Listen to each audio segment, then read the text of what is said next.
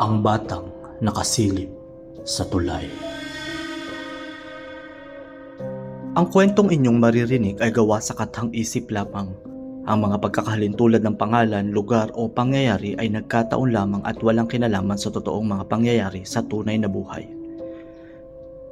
Sa isang liblib na baryo sa probinsya ng Quezon sa bayan ng Atimonan, may isang bagong tulay na itinatayo sa ibabaw ng isang malalim at payapang ilog. Sinasabing koneksyon ito ng baryo sa kalapit na bayan, kaya tuwang-tuwa ang mga tao doon.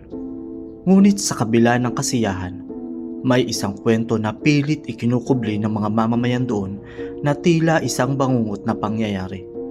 Ang kwento ng isang bata na minsan nang namataan sa lugar ng tulay, ngunit hindi na muling nakita. Ang batang iyon ay si Nico, 9 na taong gulang, tahimik, masayahin at mahilig magmasid. Palaboy-laboy siya sa paligid ng tulay araw-araw. Dala ang kanyang laruan na kotse-kotsehan. Tuwing hapon, palihim siyang umaakyat sa bahagi ng tulay na bawal puntahan, sapagkat patuloy pa lamang ang pagsasagawa nito ng mga panahon na iyon at delikado pa. Pinagmamasdan ang mga trabahador habang abala sa pagbubuhat, paghahalo ng semento at pagbabarena. Isang araw, napansin siya ng ilan sa mga trabahador. Akala ni Nico mapapagalitan lamang siya.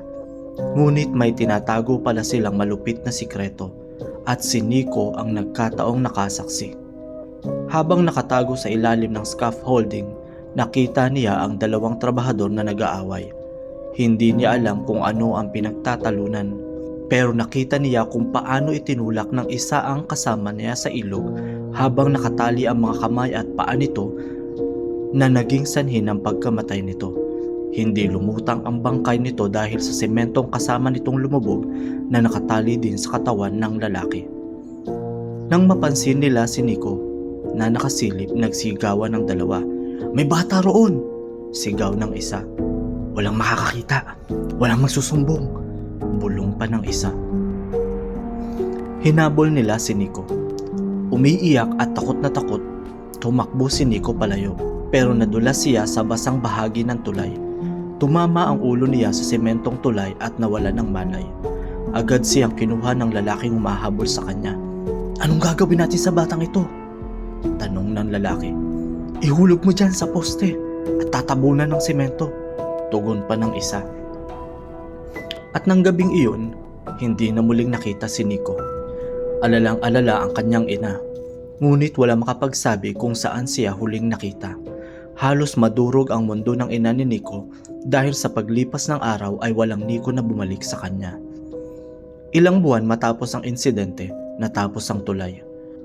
Ngunit tuwing alas 10 ng gabi, may mga nagmamaneho na dumadaan doon at nagsasabing may batang lalaki na nakatayo sa gilid ng tulay, tila may hawak na laruan.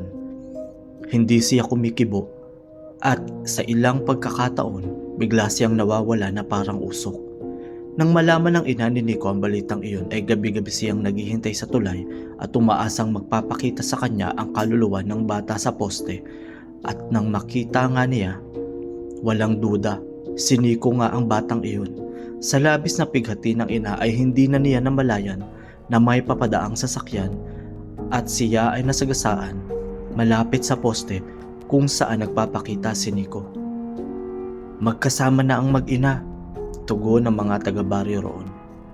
Ang mas nakakakilabot, matapos ang gabing iyon, ang mga trabahador na sangkot sa pagtatago ng insidente ay namatay isa-isa sa mga misteryong aksidente sa tulay.